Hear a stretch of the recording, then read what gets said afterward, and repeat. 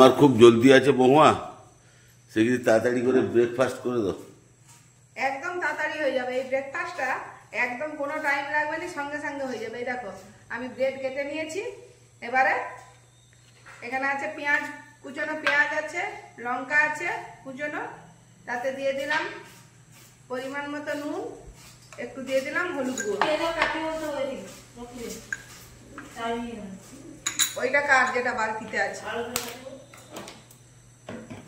আমি আন্ডা ফাটিয়ে দিলাম একটা আর একটা, দুটো আন্ডা ফাটিয়ে নিলাম।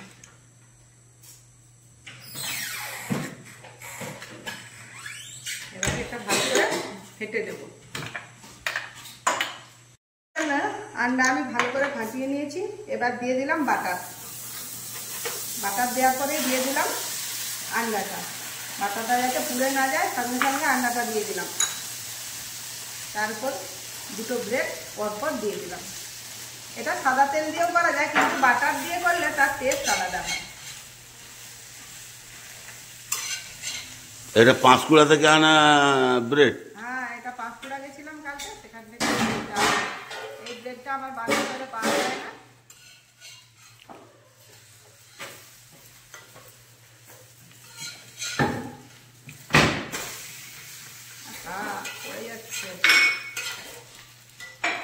সুন্দর গন্ধ এসে গেছে, ভাজা হয়ে গিয়েছে, খুব সুন্দর সেন্ট বেরিয়েছে।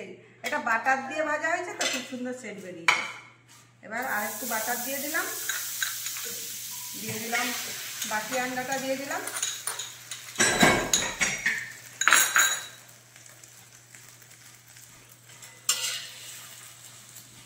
বাকি আন্ডাটা দেওয়ার পরে আর দুটো ব্রেড দিয়ে দিলাম তার উপরে। কেউ যদি অতিথি আসে সঙ্গে সঙ্গে করে দেওয়ার জন্য চটজলদি রেসিপি হলো, আর খেতেও খুব টেস্টি হয় এটা।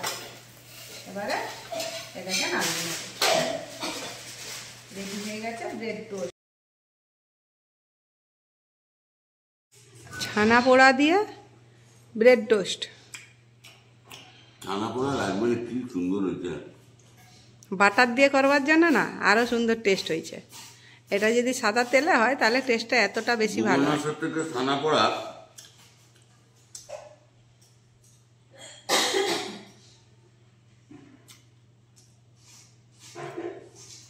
সেটা তো ভালোই হয়।